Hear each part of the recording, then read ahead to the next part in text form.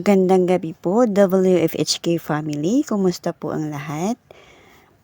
Bago po tayo dadako sa ating devotion, ay nais ko munang pasalamatan ng Panginoon sa kalakasan na binibigay niya sa araw-araw. Ganun din po sa mga pagpapala na ipinagkakaloob niya sa araw-araw. Okay, ito po ang ating devotion ngayon. Nandito na po tayo sa 2 Corinthians chapter 12. Ang chapter na ito ay may 21 verses, pero gusto ko lang i-share is yung verse 1 to 10. Babasahin ko muna dito po sa verse 1 to 6. Ito ang sabi dito sa verse 1. Basahin ko po sa Tagalog. Kailangan ko pang magmalaki kahit wala akong mapapala dito. Ang sasabihin ko naman ngayon ay mga pangitain at mga pahayag mula sa Panginoon. May kilala akong isang Kristiyano na dinala sa ikatlong langit. 14 na taon na ang nakalipas. Hindi ko lang matiyak kung iyo'y isang pangitain lamang o tunay na pangyayari. Ang Diyos lamang ang nakakaalam. Alam kong ang taong iyon ay dinala sa paraiso. Hindi ko lang alam kung iyon ay isang pangitain o tunay na pangyayari. Tanging Diyos ang nakakaalam. Nakakarinig siya ng mga bagay na hindi kayang ilarawan ng salita at hindi maaaring sabihin ni numan. Verse 5. Ipagmamalaki ko ang taong iyon at hindi ang aking sarili maliban sa aking mga kahinaan. At kung ako'y magmalaki man, hindi ako lalabas na hangal sapagkat totoo ang sasabihin ko, ngunit hindi ko ito gagawin sapagkat ayaw kong mag-isip ang sinuman ng higit tungkol sa akin kaysa kanyang nakita o narinig sa akin. Ito po ang verse 1 to 6. Yun po ang verse 1 to 6. So, ang content dito ni Pablo is yung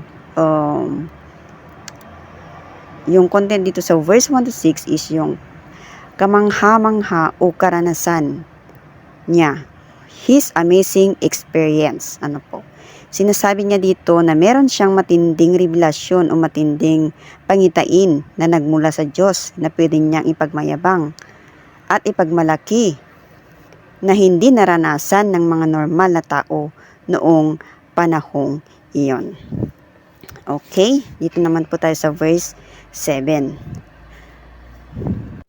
Basahin ko po dito sa verse 7. Ngunit upang hindi ako magyabang sa dami ng kamangha-manghang mga bagay na nasaksihan ko, ako'y binigyan ng paghirap sa katawan na nagsisilbing sugo ni Satanas upang pahirapan ako at nang sa gayoy hindi ako maging palalo. Ito po ang verse 7. So, ang content dito sa verse 7 is yung yung paghihirap ni Pablo, no? Yun yung tinatawag na thorn in the flesh, di po ba? Kumbaga isang matinding sakit sa kanyang physical na pangangatawan. God gave that thorn in the flesh kay Apostol Pablo para makita niya or ma-appreciate niya yung mga grasya ng Panginoon sa kanyang buhay, hindi upang siya ay magyabang nang dahil sa kanyang mga revelasyon. God teach us to be humble, anumang kalagayan natin sa buhay. Maging masaya man tayo, malungkot man tayo, may sakit man tayo, may healthy man tayo, ay lagi tayong magpakumbaba. Ano po. So, maging maingat po tayo sa ating mga pananalita. No? Tatako po tayo sa verse 8 and 9. Basahin ko po dito sa verse 8 and 9. 3 beses kong idinalangin sa Panginoon na alisin ito. Ngunit, ganito ang kanyang sagot. Ang kagandahang loob ko ay sapat na para sa iyo sapagkat lubusang nahahayag ang aking kapangyarihan kapag ikaw ay mahina. Kaya't buong galak kong pinagmamalaki ang aking mga kahinaan upang manatili sa akin ang kapangyarihan ni Kristo. So, ito po yung verse 8 to 9. Ano po? Ito yung prayer ni Pablo, no? Ipinalangin ni Pablo sa Panginoon na alisin yung thorn na yon sa kanya. But God said no, no? Mababasa natin yon, yung sagot ng Panginoon sa kanya, di ba? Dito sa verse 9 na ang sabi ay, ang kagandahang loob ko ay sapat na para sa iyo, sapagkat lubusang nahahayag ang aking kapangyarihan kapag ikaw ay mahina. And yes, no, sometimes God says no in our prayer, but His grace is enough. Halimbawa, kung meron tayong karamdaman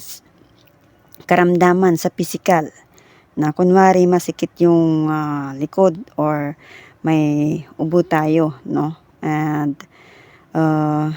nagpipray at pinag-pray natin sa Panginoon, ngunit hindi tayo gumagaling, di po ba? Kahit na nagtitake tayo ng gamot. Pero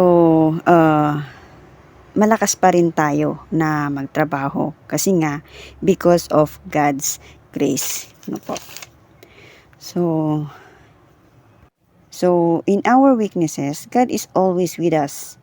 God's grace is more than enough to sustain us and empower us, and we are able to face any challenges that we encounter. So ito po yung point ni Pablo dito sa verse 9.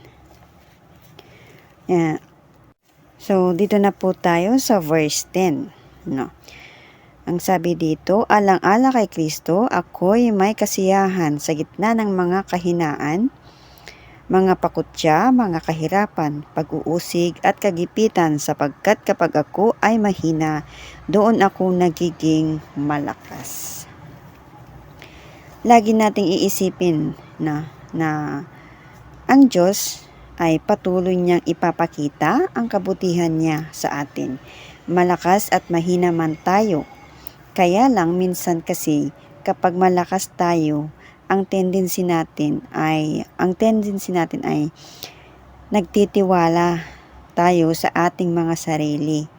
Halimbawa, pag malakas tayo, pag mapera tayo, healthy tayo, kaya yung grace ng Diyos ay halos hindi natin nararamdaman.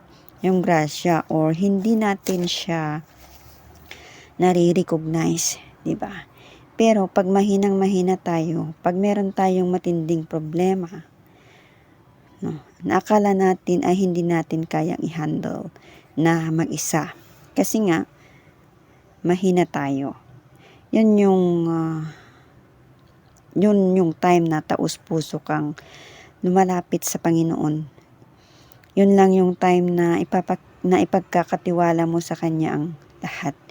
At doon, ipinapakita ng Panginoon ang Kanyang kapangyarihan. So, pero hindi ibig sabihin na lagi tayong mahina upang manatili ang kapangyarihan ng Diyos sa atin. Dito po nagtatapos ang aking maikling devotion sa gabing ito. God bless us all. Thank you for listening. Love, love, love. Good night, everyone.